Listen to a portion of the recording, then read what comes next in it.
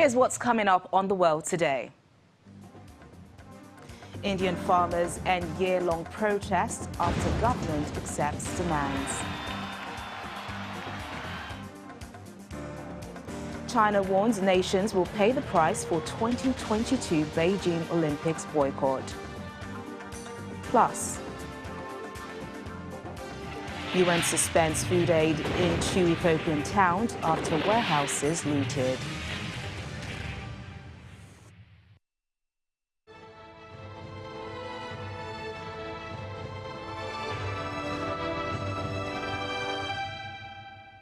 Hello and welcome to the program. I'm Teniola Shubawale. The World Health Organization is again warning against hoarding COVID-19 vaccines for booster shots as they try to fight the Omicron variant. Many Western nations have been rolling out boosters targeting the elderly and people with underlying health issues, but worries about the fast-spreading Omicron have prompted some to expand their programs. Here's more on this and other developments on our Global Update.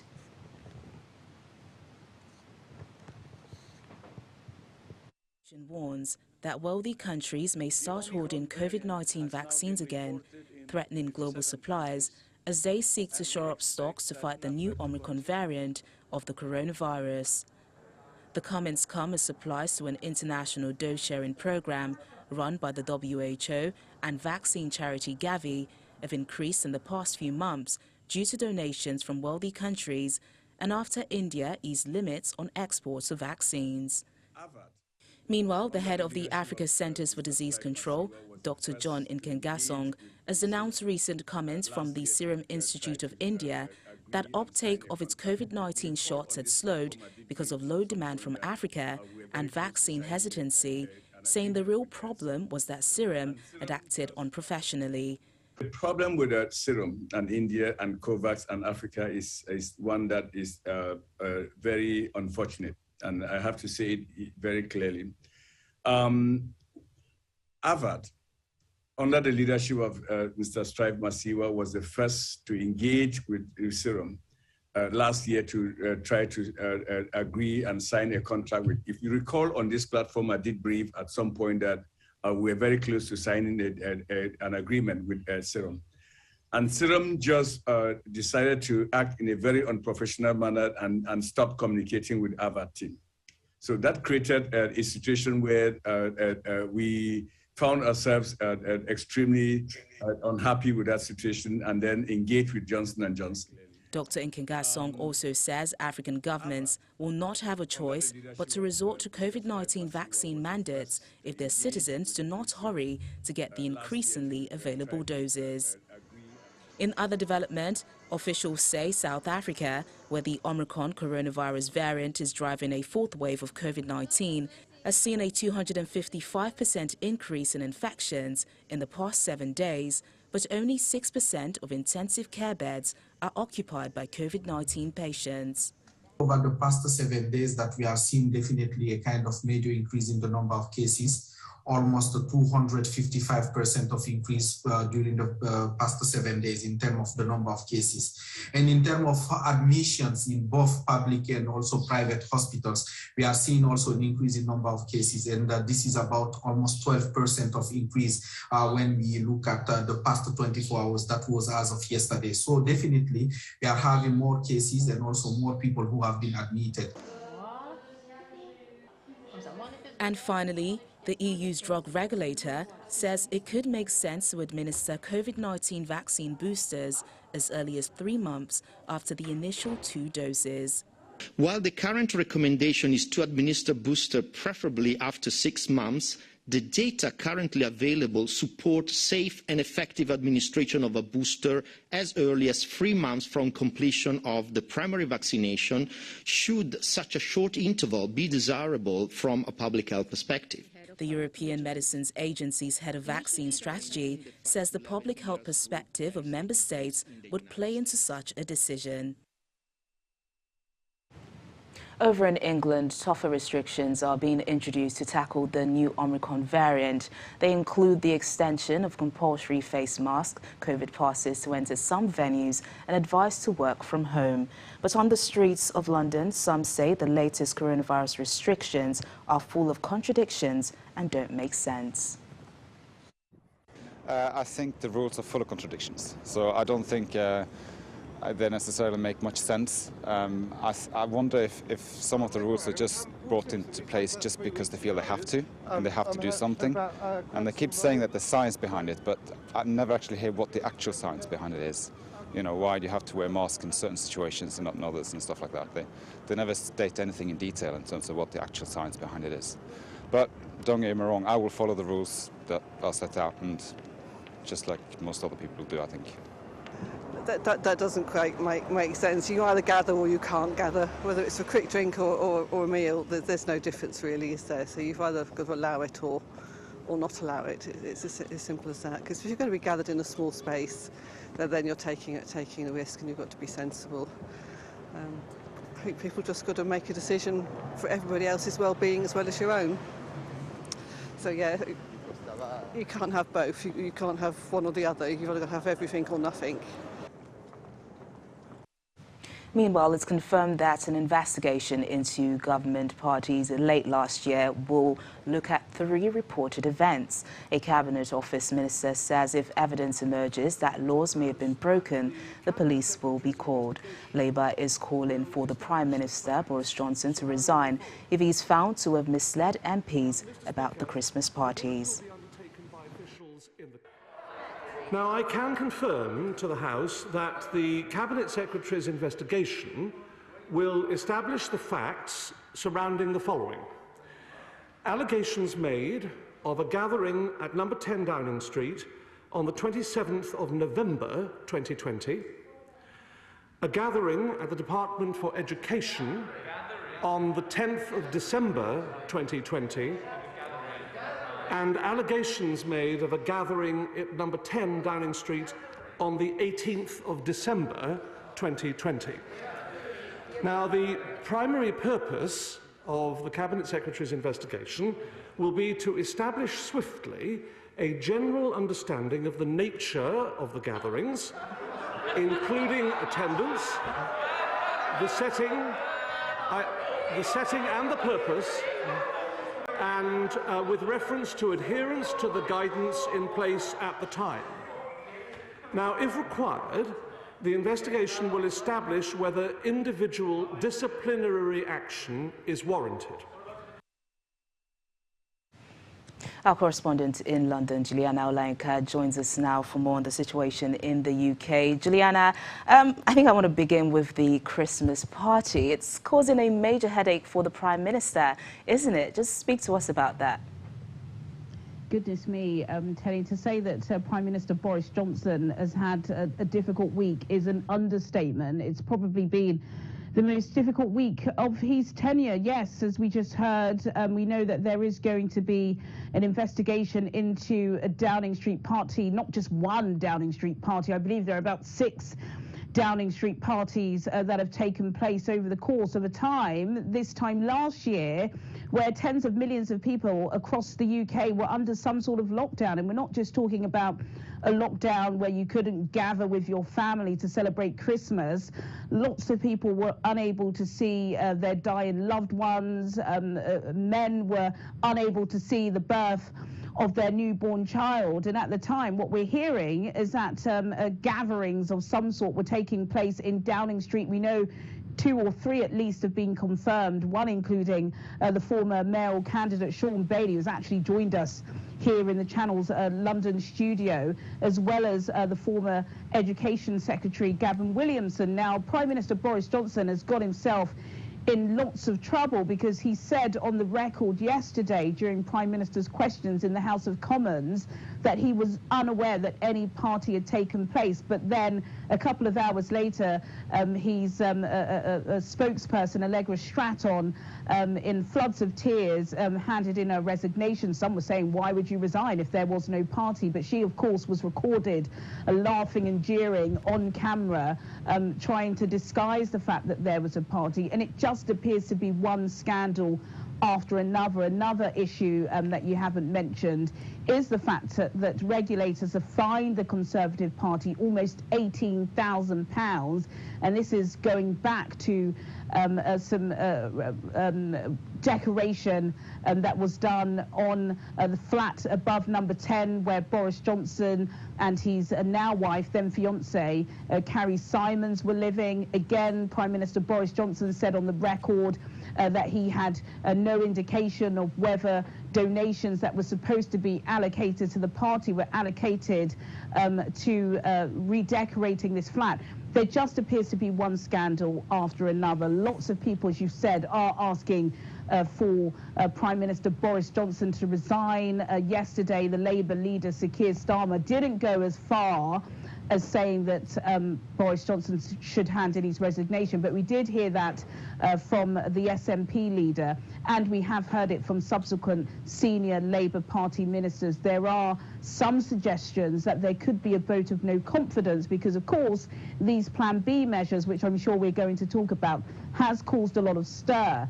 Is it going to pass through a vote in the House of Commons on Monday? We're not sure. We're hearing that about 60 to 70 Tory MPs, backbenchers, are going to revolt against the Prime Minister, which means he would need the backing of the Labour Party. And if he doesn't have that and that vote doesn't go through, then of course there'll be a vote of no confidence. And potentially before the end of the year, Boris Johnson could be kicked out of number 10. Juliana, the drama continues. So going on to the Plan B being enforced, how are Britons digesting that fact and what reactions is it getting?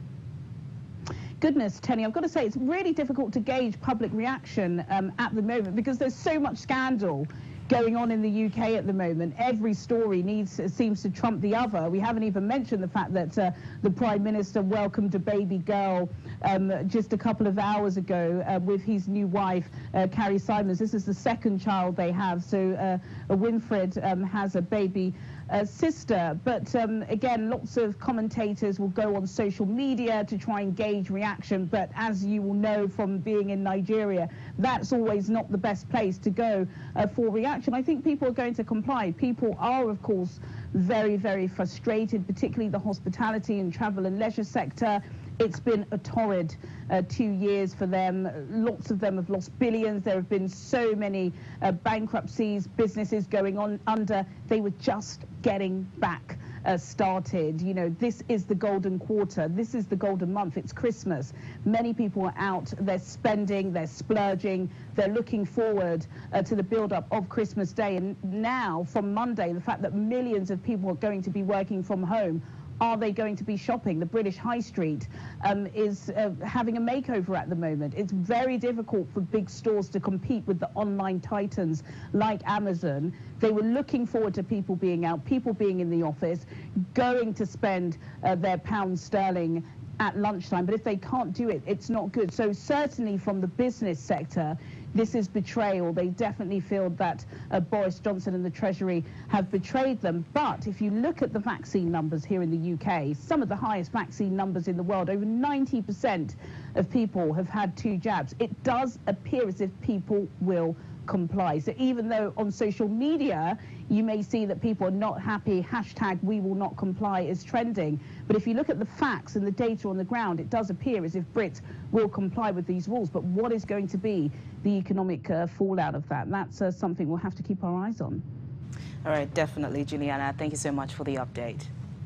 Thank you. Still to come on the program.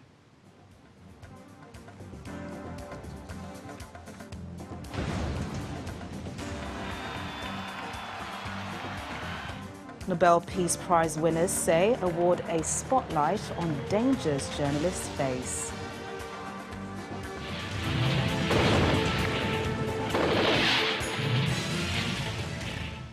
Thank Thanks for staying with us. Indian farmers have announced that they are ending a year of mass protests a week after the government agreed to abandon controversial reforms.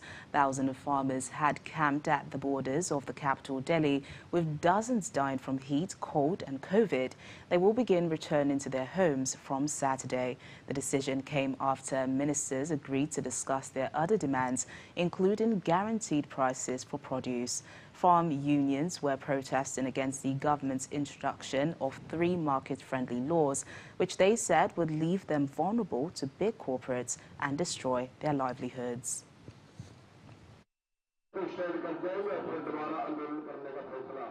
And now China has warned countries who have announced a diplomatic boycott of the Beijing Winter Olympics that they will pay for the price for their mistaken acts. The US, UK, Australia and Canada will not send government representatives to the Games because of concerns over China's human rights record. This includes widespread allegations of abuse against the Uruguay minority group. France, host of the next Summer Games, said it would not join the boycott. The Winter Olympics are set to take place in Beijing in February.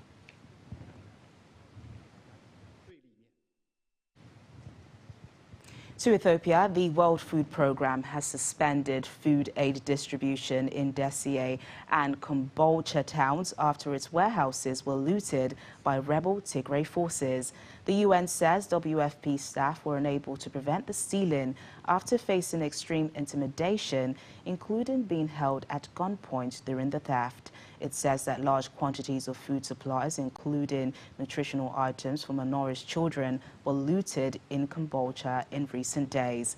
A UN spokesman also accuses military personnel of seizing 3 WFP humanitarian lorries and using them for their own purposes. Over in the United States, New York City, long a beacon for immigrants, is set to decide today whether to give non-citizens the right to vote in local elections. Legally documented voting age non-citizens comprise nearly 1 in 9 of the city's 7 million voting age inhabitants.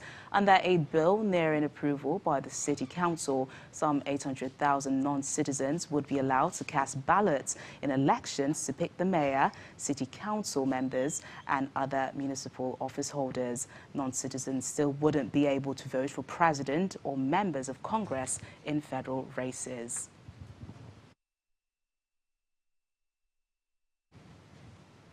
Our correspondent in Washington, D.C., Maria Bird, joins us now for more on this. Maria, this voting rights to non-citizens has been long awaited in New York City. So how will this affect the status of immigrants in America? This has been long awaited in New York. New York has been a city that for a long time has had a large number of immigrants, permanent residents, and those who are waiting on their full U.S. citizenship. And so this city is one that has close to 800,000 potential permanent residents, those who are waiting on their U.S. citizenship that would be eligible to vote if this bill passes today. It has strong support from the City Council, and it is one of those, I think, that could change the landscape of the voting practices in the city of New York.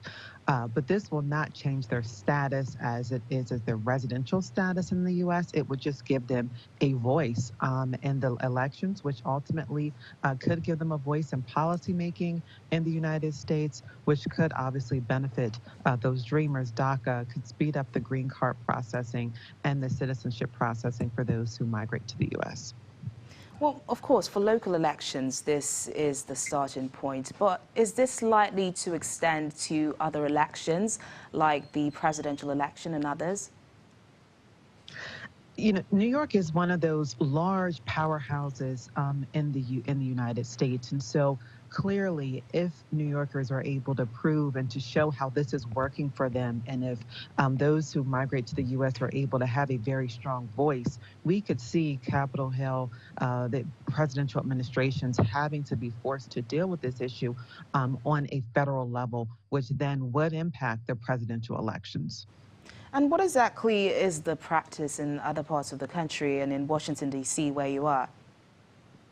There are very few states and cities, really local districts that actually allow non-citizens to actually vote in their mayoral or their local elections. But one specifically right outside of Washington is the Tacoma Park-Hyattsville regions in the suburbs of Washington do allow non-citizens to vote. And many people have said, and you can see it in their policies, you can see it in the way in which the governments function, that has had a major impact on the governing of those local communities. All right then, Maria, thanks a lot for joining us. Thank you.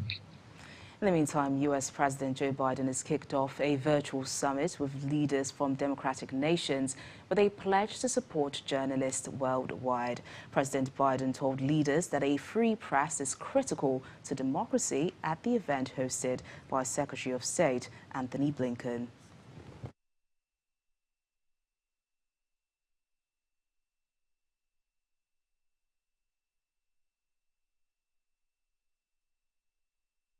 Are going to fundamentally determine the direction our world is going to take in the coming decades. Will we allow the backward slide of rights and democracy to continue unchecked? Or will we, together, have a vision and the vision, not just a vision, the vision and courage to once more lead the march of human progress and human freedom forward? And according to a new report from the non-profit committee to protect journalists, the number of journalists behind bars reached a global high in 2021. In its annual survey on press freedom and attacks on the media, the CPJ says that 293 reporters were imprisoned worldwide as of December 1st this year.